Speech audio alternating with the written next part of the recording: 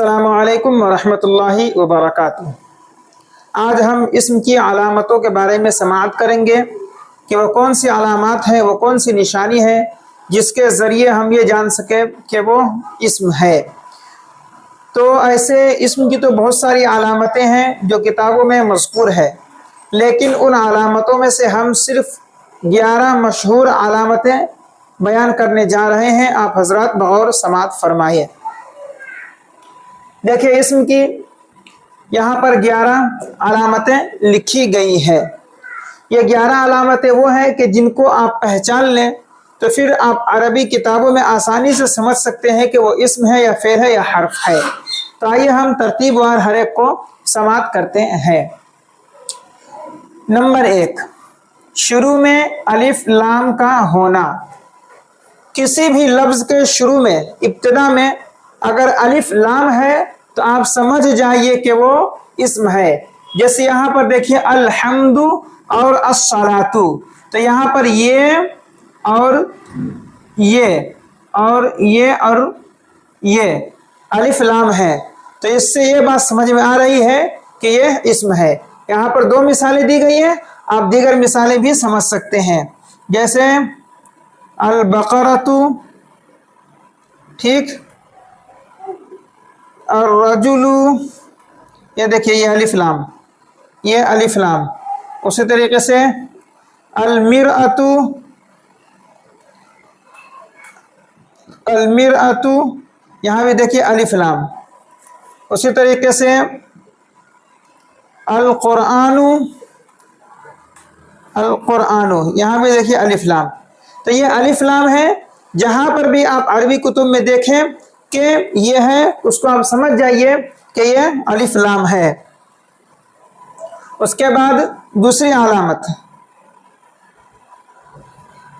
مٹانے والا، اس کے بعد دوسری علامت ہے شروع میں حرف جر کا ہونا، جیسے بزید الی المدینۃ، اس میں با حرف جار ہے اور اس میں الی حرف جار ہے۔ تو جہاں پر بھی آپ دیکھیں حرف جر ہے، اس کو آپ سمجھ جائیے کہ وہ اسم ہے، ٹھیک ہے۔ وہاں بھی 2 مثالیں لکھی گئی ہے، دوسری مثالیں بھی آپ سمجھ جائیے۔ جیسے دیکھیے فی البیت، ٹھیک ہے، گھر میں، علی السقف، چھت پر، ٹھیک ہے۔ یہاں پر اعلیٰ اور یہاں پر فی، تو یہ حروف جارہ میں سے ہے، اور اسم پر لفظ سے پہلے آیا ہے حرف جر، اسی لیے آپ سمجھ جائے کہ یہ اس کے حرف جر کے بعد والا جو ہے وہ اسم ہے، ٹھیک ہے۔ اس کے بعد تیسری علامت، آخر میں تنوین کا ہونا۔ تنوین 2 زبر، 2 زیر، 2 پیش، ٹھیک ہے، اس کو تنوین کہتے ہیں۔ 2 زبر، 2 زیر، 2 پیش۔ جیسے یہاں پر کیا ہے، رجل میں 2 پیش ہے، بلال میں 2 پیش ہے، تو اسم کے آخر میں ہے اور تنوین ہے، تو اس کو کیا کہیں گے، اسم۔ اچھا، تو 2 پیش کی مثال تو آپ دیکھ لیے، اب 2 زیر کی مثال دیکھ لیجئے، جیسے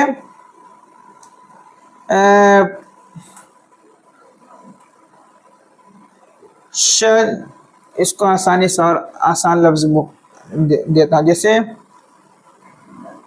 علی سقف،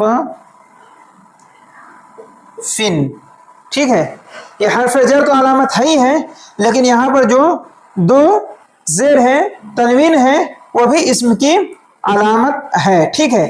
اب یہاں پر الف لام داخل کر دیں گے تو زیر آ جائے گا، لیکن فی الوقت ایک چھت ہم نکرہ مانا کرتے ہیں اس میں، ٹھیک ہے۔ انا، انا، ٹھیک، انا علی سقف، میں ایک چھت پر ہوں، ٹھیک ہے، تو نکرہ کا معنی ایک کر دیجئے، ٹھیک ہے۔ تو یہاں پر جو 2 زیر ہے یہ تنوین ہی ہے، ٹھیک ہے، 2 زیر۔ تو اب یہاں پر اس کو کیا سمجھیں گے آپ، اسم سمجھیں گے۔ تو یہ تو پوری مثال ہو گئی۔ اگر صرف آپ کو کہیں کہ یہ بتائیے کہ ایسے لکھ دے کوئی، ایسے भली इससे पहले हर्फ जर है या मुजाफ है, कुछ भी अपनी जगह वो, ठीक है। यहाँ ऐसे लिख दे। अब कोई पूछे कि ये बताओ कि ये क्या है, तो आप सीधे से कह दीजिए कि वो इस्म है। बोलेंगे कैसे पहचाने, तो बोलिएगा कि यहाँ पर तनवीन है जो दो जेर की शक्ल में है। उसी तरह दो ज़बर, जैसे कुरान शरीफ में है अलीमन, ठीक है, अलीमन। अब ये इससे पर हमने दो जेर की मिसाल समझी थी, ये दो ज़बर की है, ठीक है। सक़फ़िन जो समझे थे वो दो जेर की मिसाल थी, ये दो ज़बर की है। तो सही कर लीजिए अपना लेसन। तो ये दो ज़बर है, तो अब ये किसकी अलामत है, इस्म की अलामत है। अगर कोई लिख दे इसी तरीके से कदीरन, ठीक है, कदीरन। अब कोई पूछे ये कोई इस्म है, फेर है, हर्फ है, तो आप डायरेक्ट कह दीजिए इसमें, क्यों, इस पर तनवीन है जो दो ज़बर की शक्ल में है। तो तनवीन का मतलब सिर्फ दो पेश नहीं है, बल्कि दो ज़बर और दो ज़ेर, दो पेश, ये तीनों है, ठीक है। तो तीसरी अलामत पढ़ लिए रजुलन बिलालुन। और देखिए मुज़ाफ होना, जैसे शजरु खालिदिन कलमु बकरिन, तो यहाँ पर शजर और यहाँ पर कलम, ये मुज़ाफ है। तो अब मुज़ाफ होना इसमें क्या अलामत है। तो अगर कोई पूछे कि ये पूछे तो आप समझ जाएंगे कि ये तो इस्म है, क्योंकि इस पर तनवीन है, नीचे दो ज़ेर है। इसको भी आप समझ जाएंगे क्योंकि ये तनवीन है, दो ज़ेर है, आसानी से। लेकिन कोई पूछे ठीक है ये इस्म है, तो ये क्या है, तो आप बोलिएगा कि ये भी इस्म है, क्योंकि वो मुज़ाफ है बकर की तरफ, और मुज़ाफ इस्म होता है। तो शजर खालिदिन कलमु बकरिन, खालिद का पेड़, खालिद का दरख्त, और बकर का कलम। तो अभी ये तो समझ गया आसानी से, लेकिन इसको नहीं समझ में आया आदमी को, तो आप डायरेक्ट बोल दीजिए कि वो भी इस्म है, क्योंकि वो मुज़ाफ है खालिद की तरफ, और कलम भी इसमें क्योंकि मुज़ाफ है खालिद की तरफ। दूसरी मिसाल देख लीजिए, जैसे बैतु अमरिन, ठीक है, अमरिन। अब इसमें ये बैत क्या है, कोई मुझे अमर क्या था, आप बोल देंगे कि इस्म है, क्योंकि यहाँ पर दो ज़ेर तनवीन की शक्ल में, तनवीन है दो ज़ेर की शक्ल में, और तो आप तनवीन से तो समझिए कि वो इसमें। अब इसको क्या कहेंगे आप, तो पेश, तो खाली पेश है, तो ये इसमें की अलामत है ही नहीं, बल्कि दो पेश है, तो अब इसको क्या समझेंगे आप, तो बोल दीजिएगा कि ये भी इसम है, न फेल है न हर्फ है, क्योंकि ये मुज़ाफ है, ठीक है। एकदम आसान सी बात है, समझते जाइए। उसके बाद मुसग़र होना, जैसे कुरैशुन और रुजैलुन। अब मुसग़र किसको कहते हैं, देखिए यहाँ पे लिखा हुआ है मुसग़र वो इस्म जिसकी असल में तब्दीली की गई हो। जैसे रजुल रुजैल, ये रुजैल है, ठीक है, रुजैल, रुजैलुन, ठीक है, ये असल में रजुलुन था, रजुलुन। अब इसको रुजैल बना दिया गया, तो ये मुसग़र हो गया। अब इसमें मुसग़र कैसे बनाते हैं वो अलग तफसील है, वो बाद में हम समझेंगे, बाद में पढ़ेंगे, या बाद में समाप्त कीजिएगा। लेकिन इतना याद रखिए कि जब कोई लफ्ज मुसग़र हो तो आप उसको इस्म ही जाने। तो क्या कहा गया कि मुसग़र वो इस्म है जिसकी असल में तब्दीली की गई हो, ताकि छोटा या जलील या महबूब होने पर दलालत करे। मतलब मुसग़र जो इस्म को मुसग़र बना दिया जाए, जिस इस्म को मुसग़र बना दिया जाए, उसमें तीन मानी पाए जाएंगे, या तो कमतर वाला माना पाया जाएगा, ठीक है, या छोटा होने वाला माना पाया जाएगा, या महबूब होने वाला माना पाया जाएगा। जैसे रजुलुन छोटा आदमी, अदना आदमी, उबैदुन छोटा गुलाम, छोटा बंदा, हकीर बंदा, नाचिस बंदा, इस तरीके से इसका माना होता है। बहरहाल अभी हमें माना से मतलब नहीं है, हमें ये देखना है कि इसम की अलामत क्या है। तो इसम की पांचवी अलामत इसम का मुसग़र होना है, जैसे कुरैशुन और रुजैलुन, ठीक है। तो ये मुसग़र है, इसलिए वो इस्म है। अगर मुसग़र कैसे होता है इस्म, वो बनाने का तरीका आपको सीखना पड़ेगा, तभी आप पहचान पाएंगे, ठीक है।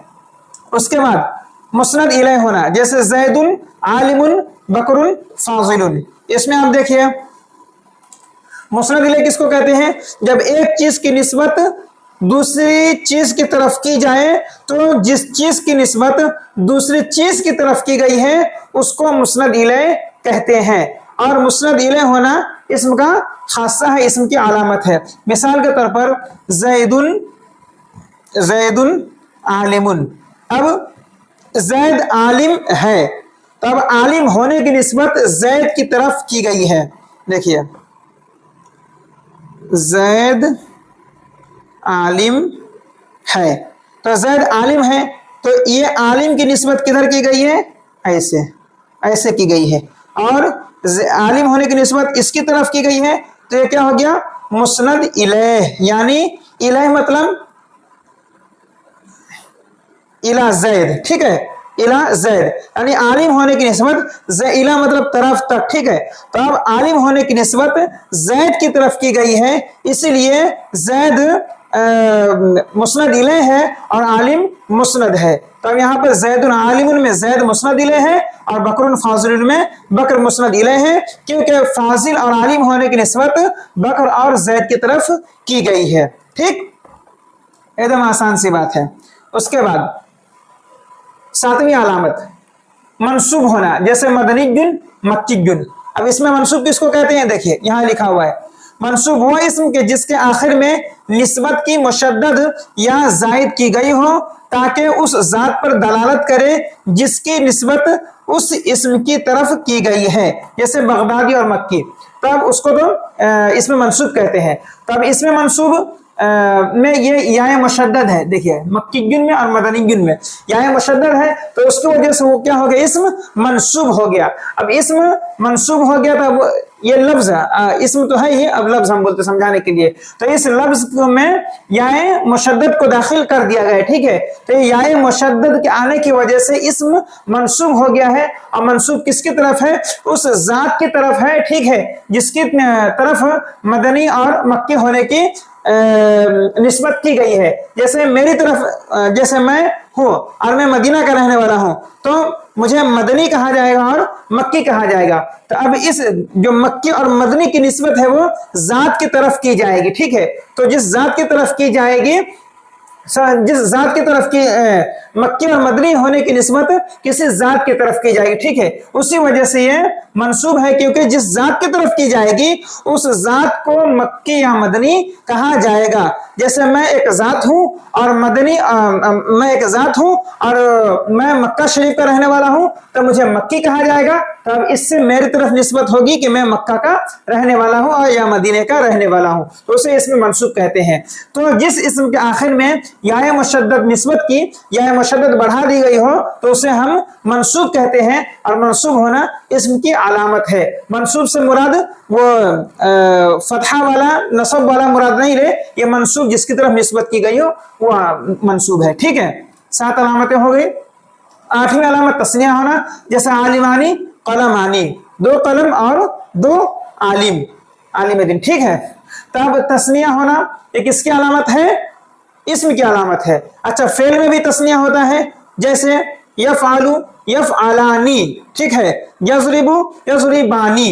تو یہاں پر جو تثنیہ ہے وہ اصل میں تثنیہ فعل نہیں ہے, فعل تو واحد ہی ہے, وہاں پر تثنیہ کی ضمیر لگائی گئی ہے جو 2 افراد 2 ذات پر دلالت کر رہی ہے, جو ضمیر مرفوع ہے, ٹھیک ہے. تو وہ چیز وہ الگ ہے, وہاں مان لیا جاتا ہے تثنیہ مجازن, باقی حقیقت میں فعل واحد ہی ہے, وہاں پر ضمیر لگائی گئی ہے اور ضمیر بھی اسم ہی ہے, ٹھیک ہے. بہرحال تو وہاں ہم نہیں جاتے ہیں, باقی تثنیہ ہونا یہ اسم ہی کی علامت ہے. اور افعال میں جو دیکھتے ہیں تثنیہ, وہ فعل تثنیہ نہیں ہوتا, فعل واحد ہی ہوتا ہے, اس میں ضمیر تثنیہ اور جمع کی لگتی ہے, اس کو یاد رکھیں. اب دیکھیں, جیسے دیکھیں یفعلانی یفعلانی, اب یہاں پر جو اصل میں تو یہ یفعلو ہی ہے, یفعلو یفعلو, ٹھیک ہے, اصل میں یہی ہے, لیکن یہاں پر 2 لوگوں کا معنی پیدا کرنا ہے, تو اب یہاں پر الف اور نون کو بڑھا دیے, ٹھیک ہے, کیونکہ یہ تثنیہ کی علامت ہے, ٹھیک ہے. ابھی یفعلو یفعلانی ایسے ہو گیا, ٹھیک ہے. تو اصل میں فعل واحد ہی ہے, یہاں پر یہ دونوں ضمیریں بارز لگائی گئی ہے جو مرفوع متصل ہے. تو اب عالمانی میں ویسا نہیں ہے, یہاں پر فعل نہیں بلکہ خود اسم ہے اور اس کو تثنیہ بنایا گیا ہے, اور اسم تثنیہ ہوتا ہے, فعل تثنیہ نہیں ہوتا. فعل مجازن تثنیہ بولتے ہیں لیکن وہ واحد ہی ہوتا ہے, صرف سمجھانے کے لیے بولتے ہیں. ٹھیک, تو تثنیہ ہونا اسم کی علامت, جیسے عالمانی اور قلمانی. اسی طریقے سے آپ دیکھ لیجئے بیتن سے بیتانی, ٹھیک ہے, اس کے بعد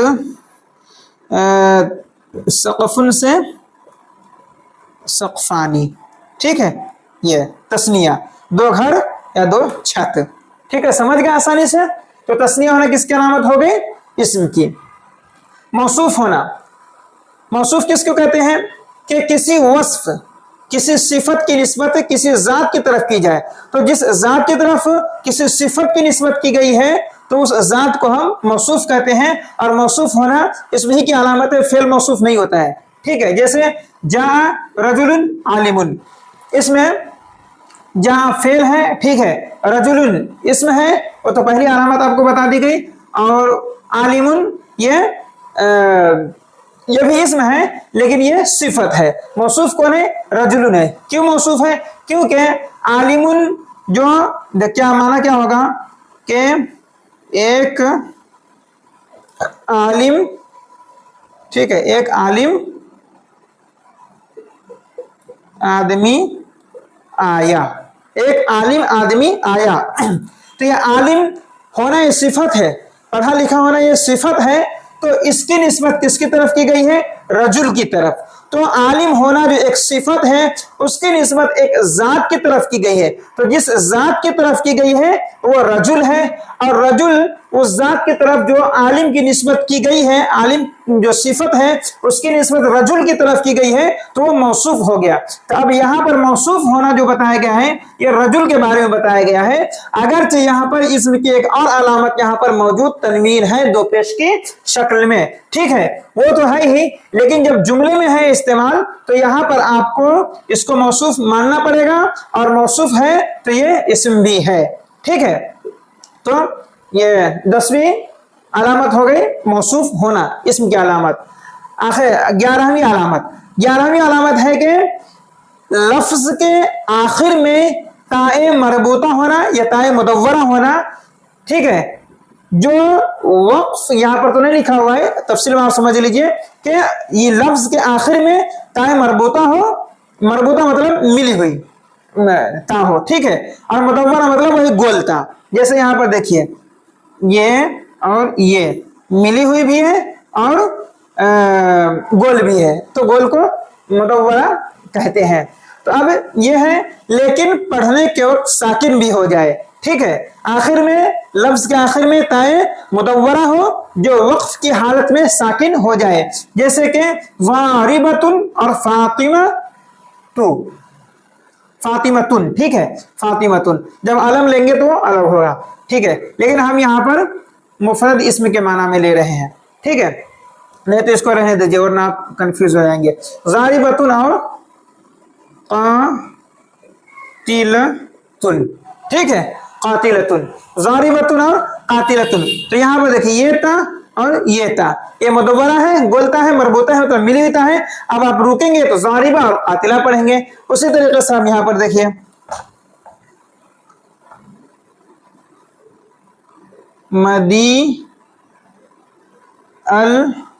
मदीनतुल मुनव्वरा। ठीक है, अब यहाँ पर ता है, ये ता अल मदीनतुल मुनव्वरतु। अब यहाँ पर आप रुकेंगे तो अल मदीनतुल मुनव्वरा कहेंगे, तो जो गोल ता है वो हा से बदल जा रही है, तब इसी को कहते हैं ताए मुदव्वरा मरबूता। तो अब जिस लफ्ज के आखिर में ऐसी ता आप देखेंगे उसको भी आप समझेंगे कि वो लफ्ज इसम है। आसानी से आप जवाब दे दें, आपको कंफ्यूज होने की जरूरत नहीं है, परेशान होने की जरूरत नहीं है। तो यह कुल इसम की 11 मशहूर अलामतें यहाँ पर बयान की गई हैं। इन 11 अलामतों के अलावा और मजीद अलामतें हैं जो किताबों में मज़कूर हैं और वहां से आप रुजू कर सकते हैं। इंशाअल्लाह जब हम दोबारा नह के हवाले से वीडियो बनाएंगे, जब हमारी ये पूरी क्लास मुकम्मल हो जाएंगी, अलग तरतीब तकरीबन 100-150 क्लासें जितनी भी हो, जहां तक ले जा सकते हैं। फर्स्ट में पहली बार जो क्लासेस चल रही है इसको जहां तक हम ले जा सकते हैं मुख्तसरन ले जाएंगे। लेकिन जब दूसरी वीडियो बनाएंगे हम फिर दोबारा नह के हवाले से, उसमें हम हर एक की अलग अलग तफसील से हम वीडियो बनाएंगे और आपको समझाएंगे, तो उसमें और तफसील से आप बात समझ में आ जाएगी आपको। लेकिन यहाँ पर अभी हम मुख्तसरन जो सरसरी तौर पर जो बोलते हैं उस तरीके से हम इब्तदाई तलबा के लिए वीडियो बना रहे हैं। तो इसमें आप आसानी से सिर्फ इतना समझे अभी कि इसम की जो मशहूर अलामतें हैं ये 11 हैं जो मज़कूर है यहाँ पर, जो मैंने आपको पढ़ाया। और मज़ीद अगर आपको तलाश जुस्तजू हो तो आप किताब की तरफ रुजू कर सकते हैं, और ना आप कमेंट में लिख कर भेज सकते हैं। अस्सलामु अलैकुम व रहमतुल्लाहि व बरकातुहू।